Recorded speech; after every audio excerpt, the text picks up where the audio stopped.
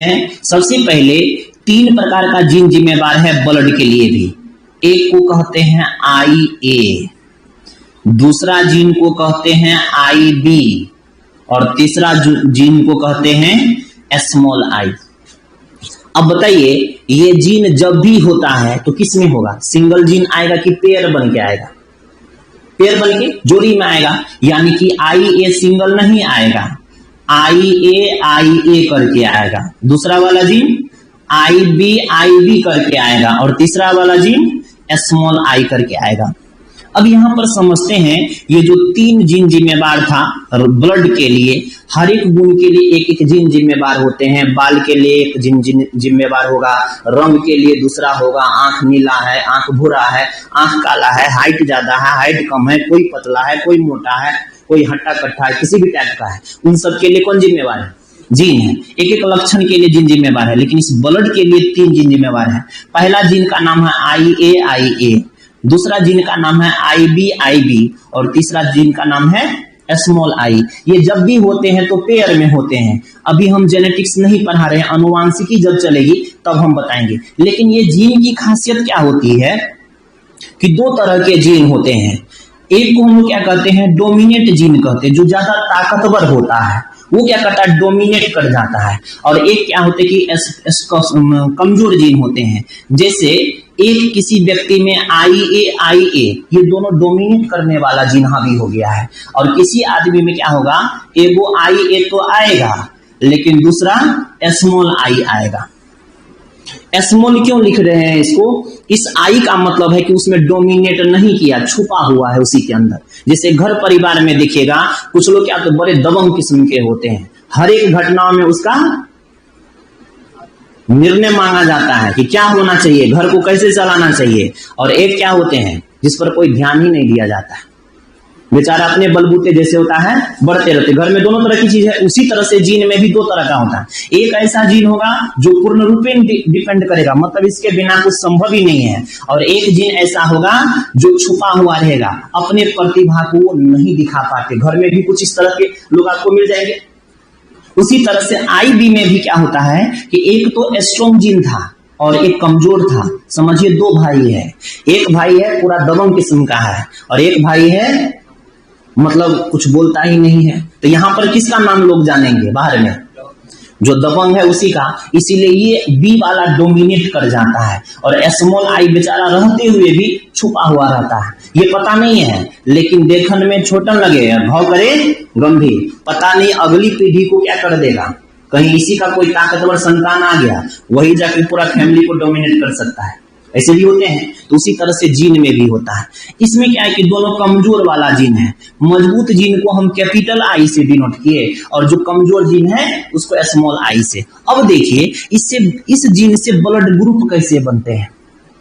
अभी पहले blood group को निकालेंगे, जब ब्लड ग्रुप निकल जाएगा तब दूसरे को दे करके चेक करेंगे मरता है कि जिंदा रहता है। जब मरने लगे तब टेस्ट करेंगे आखिर काय मर रहा है, जिंदा रहेगा तो आखिरकार कैसे रहेगा। वो सारा कुछ हम धीरे धीरे पढ़ेंगे, स्टेप बाय स्टेप चलेंगे। यहाँ देखिए ये जो दोनों जीन हम देख रहे हैं, जब भी यहाँ पर जीन कौन डोमिनेट किया है? A डोमिनेट किया है, कैपिटल A डोमिनेट किया दोनों कंडीशन में। इसी वजह से इस व्यक्ति का ब्लड ग्रुप क्या होगा? A होगा। और यहां पर कौन से जीन डोमिनेट किए हैं? B वाला डोमिनेट किया है, इसीलिए इसका ब्लड ग्रुप क्या बनेगा? B बनेगा। और यहां पर क्या लिखेंगे? उसमें तो A था तो A लिख दिए, इसमें B था तो B लिख दिए। अब इस बेचारे का क्या लिखेंगे? इसमें कुछ नहीं है, इसलिए इसको 0 लिख देंगे। लोग इसी को 0 नहीं पढ़ते, इसको O पढ़ देते हैं। वास्तव में क्या है? इसका जीन इसमें डोमिनेट नहीं किया था, सब कमजोर वाला ही जीन इसमें आ गया था पेयर में। इस वजह से इसका जीन क्या हो गया था? इसका जो डोमिनेट करने वाला था वो 0 हो गए, तो हम इसको 0 कह दिए। और कुछ लोगों को पढ़ने में दिक्कत हुई तो उसको O पढ़ दिया। कभी कभी 0 और O एक जैसा लगता है ना, इसीलिए इसको 0 को ही लोग क्या पढ़ते हैं आजकल? O पढ़ते हैं। अब देखिए आप किसी का भी ब्लड चेक कर सकते हैं, अपना ब्लड भी खुद से चेक कर सकते हैं, क्योंकि ये जो ब्लड होते हैं ये टिश्यू है। टिश्यू का मतलब उत्तक है, और उत्तक बनते हैं कई कोशिकाओं से बनते हैं। तो कोशिका को आप देख सकते हैं, लेकिन नंगी आंख से नहीं। किससे देखेंगे? माइक्रोस्कोप से दिखेगा तो माइक्रोस्कोप पे स्लाइड होता है, वहां पर दिखेगा, रखने वाला जो होता है उसको स्लाइड कहते हैं। उस स्लाइड पर क्या करता है कि ब्लड को बूंद को डाला जाता है, इस तस्वीर से गिराएगा, फिर उसको दोनों को आपस में घिसा जाता है।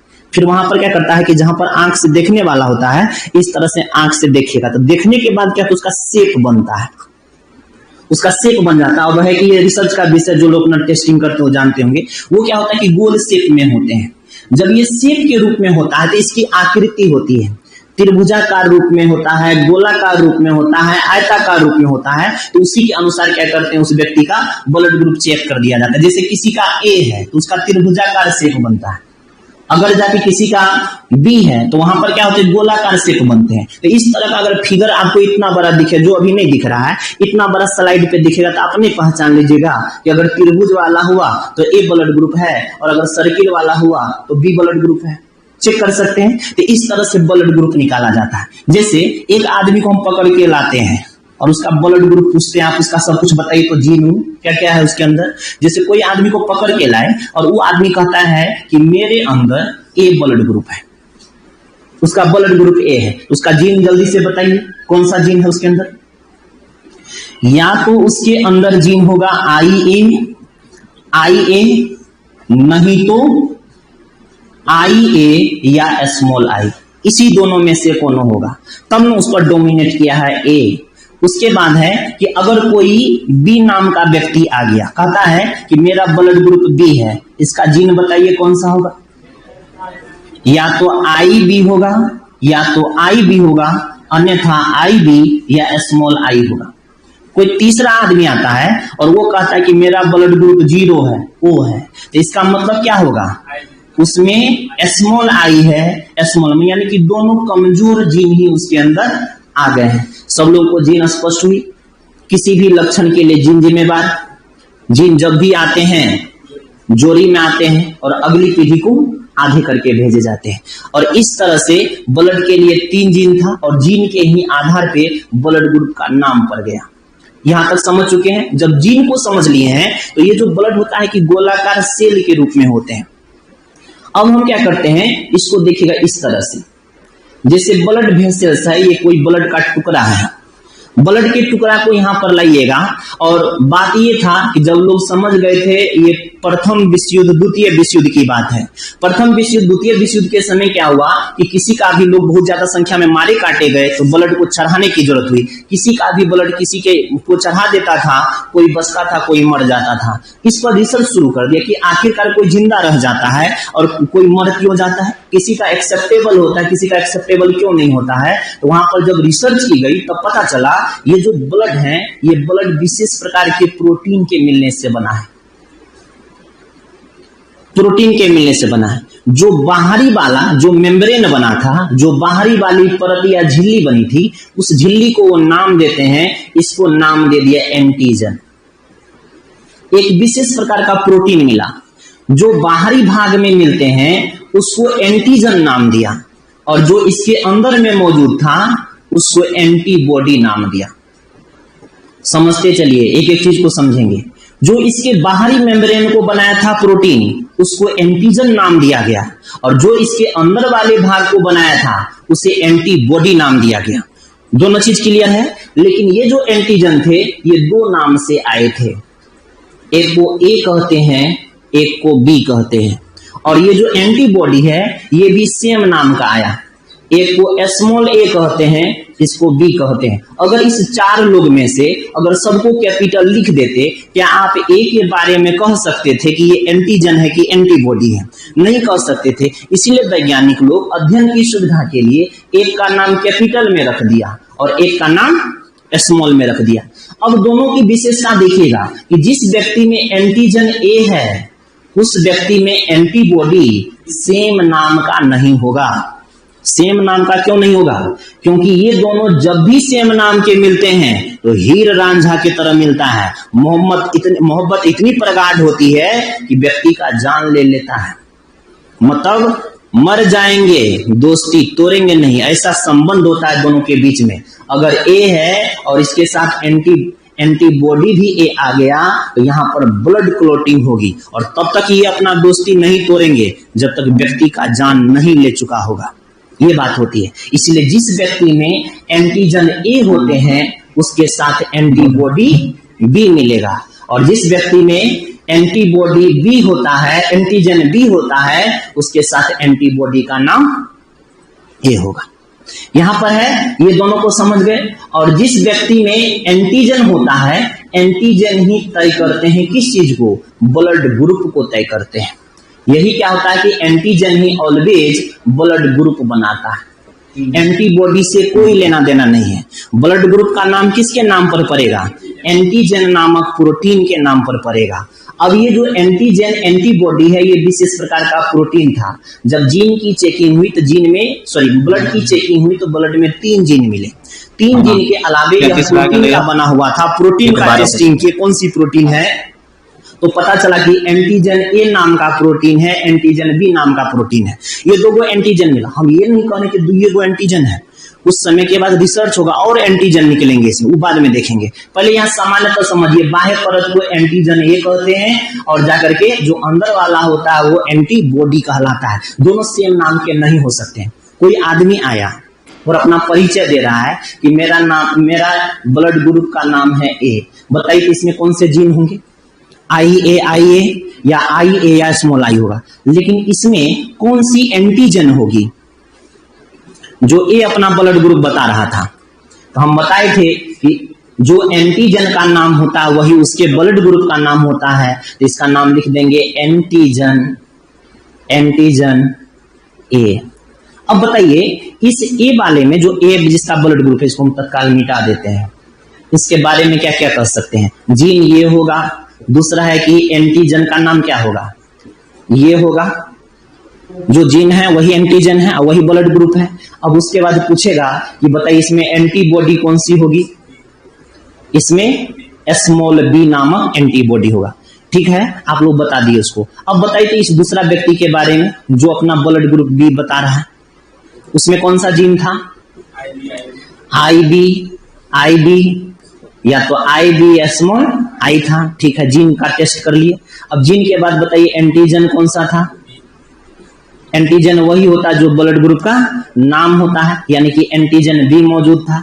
अब इस व्यक्ति में बताइए कि एंटीबॉडी कौन सी थी, एंटीबॉडी स्मॉल की बी, ए होगा, क्योंकि सेम नाम के एंटीजन एंटीबॉडी नहीं रह सकते, नहीं तो ब्लड का थक्का जमा देता है। तीसरा आदमी आया, वो आदमी कहता है कि मेरा ब्लड ग्रुप क्या है, वो है। अब बताइए इसका जीन तय कर दीजिए। दोनों कमजोर जीन था, तब तो 0 हो गया इसका, यानी इसके जीन का नाम क्या होगा, स्मॉल आई, क्योंकि एगो नहीं रहेगा, पेयर में रहेगा। अब बताइए इस व्यक्ति में कौन सा एंटीजन होगा। अगर ए एंटीजन मिलता तो इसका ब्लड ग्रुप को ए न कह देते, अगर बी एंटीजन मिल जाता तो इसका ब्लड ग्रुप क्या बन जाता, बी न बन जाता, क्योंकि एंटीजन ही क्या बनाता है, ब्लड ग्रुप बनाता है। ब्लड ग्रुप की बेचारे के पास कुछ होना था, तो हम लिख देंगे एंटीजन इसका क्या है, 0 है, कुछ नहीं है, कुछ एंटीजन नहीं है। तब खोजने गए कि एंटीबॉडी बताइए। ये एंटीबॉडी कहता है कि डिफरेंस, अगर एक ही जाति के लोग खड़ा हो जाए ना, कोई इसको दिक्कत नहीं है। ये क्या कहेगा एंटीबॉडी वाला, ये कहेगा कि दोनों आ जाओ, एंटीजन तो है नहीं जो तुम मोहब्बत बीच में करोगे, हम लोग क्या है, एक ही बिरादरी के हैं, ए और बी दोनों साथ साथ रहेंगे, एंटीबॉडी इसके पास रहेगा। अब एक तीसरा आदमी आ गया, तीसरा आदमी का नाम क्या है, अब आ जाता है उधर से ए बी आता है, ए बी आ गया। अब इस ए बी के बारे में बताइए, इसके पास कौन से एंटीजन, कौन से एंटीबॉडी। तो सबसे पहले इसका जीन तय करते हैं।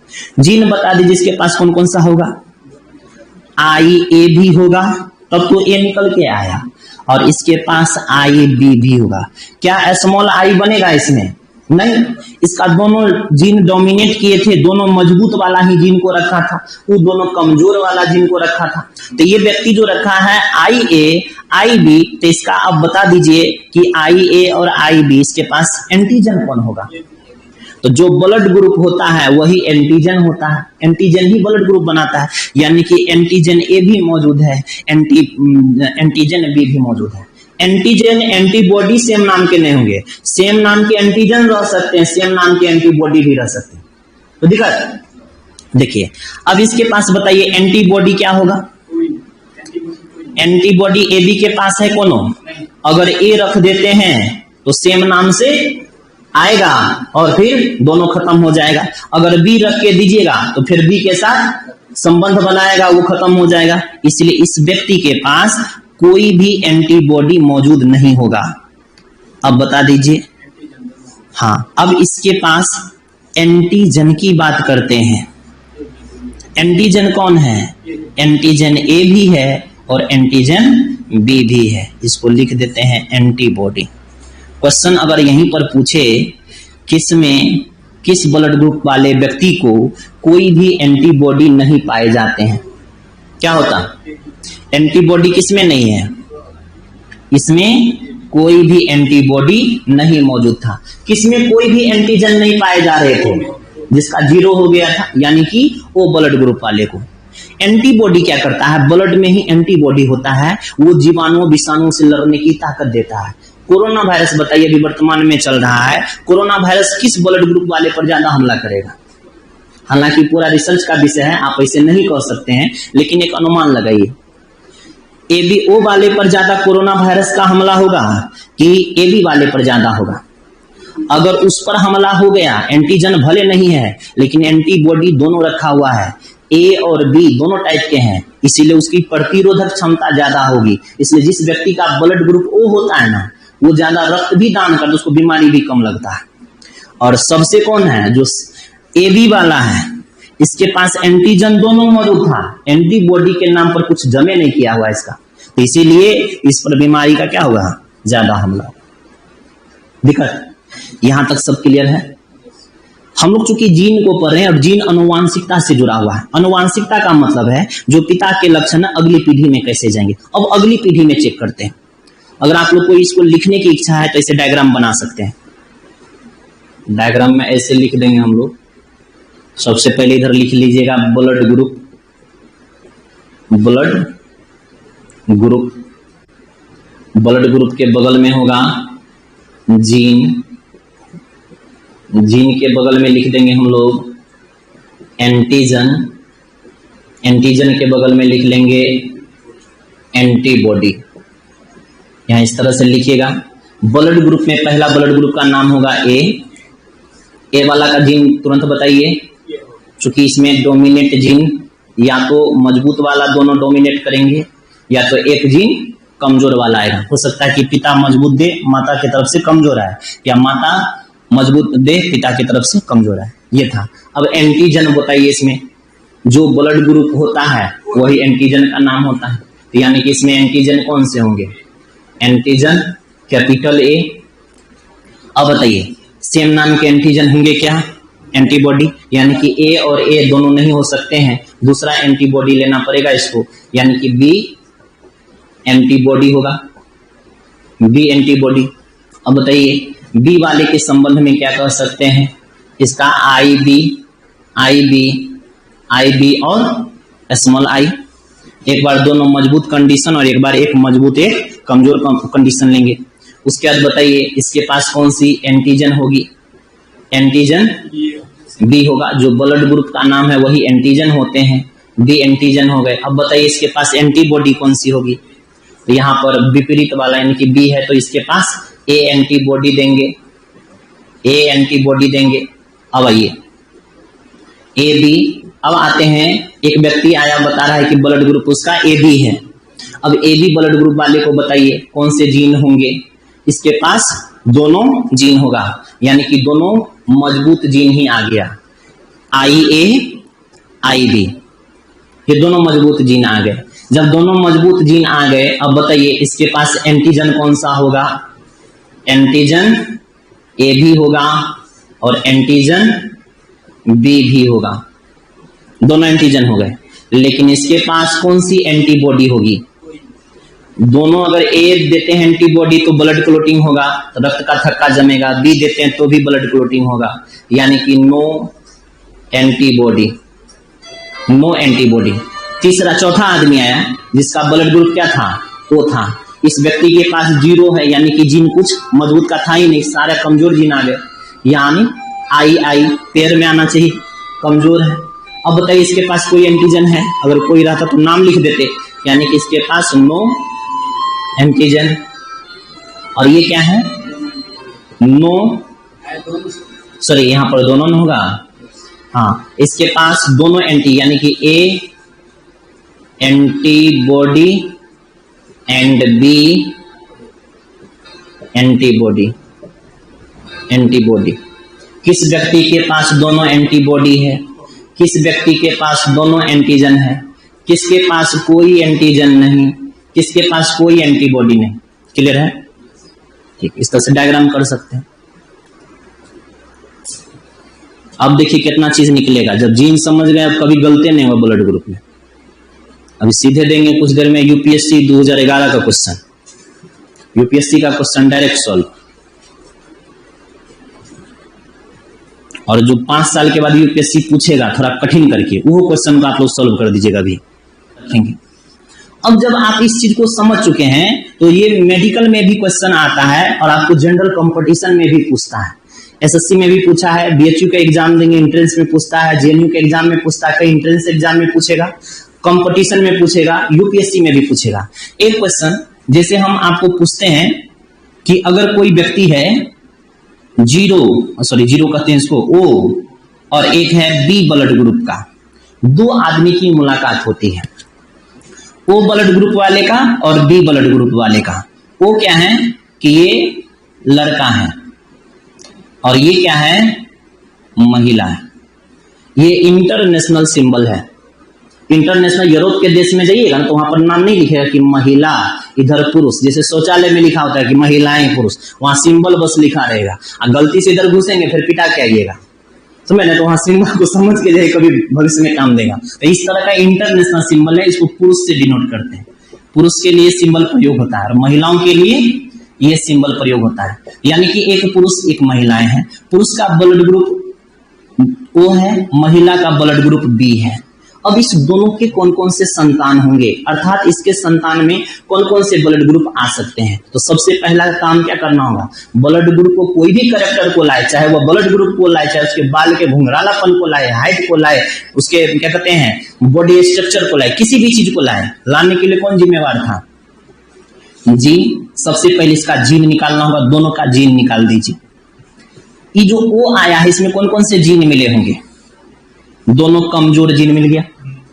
और इसका बताइए इसके पास कौन सा जीन मिला होगा? बी है, तो यानी कि आई बी होगा। और दूसरा कंडीशन में क्या होगा? आई बी और स्मॉल आई। अब इसको एक भेजना है, तो एक क्या भेज सकती है? या तो इस मजबूत वाले में से किसी एक को भेजेगा या तो ये कमजोर वाले में से भेजेगा। यानी कि एक बार हम इसके आई बी का प्रयोग करेंगे और एक बार हम इसके स्मॉल आई का प्रयोग करेंगे। या देख के समझिए पहले, अभी निकलेगा। और ये जो पुरुष हैं, ये पुरुष क्या करेंगे? दोनों कंडीशन में अपने कमजोर वाले ही जीन को भेजेंगे। अगर पुरुष अपना ये जीन दे दे और महिला अपना ये जीन दे दे, इस व्यक्ति का ब्लड ग्रुप क्या तय होगा? आई बी है, इधर स्मॉल आई है, यहां पर हो सकता है। और दूसरा कंडीशन में क्या कर सकता है?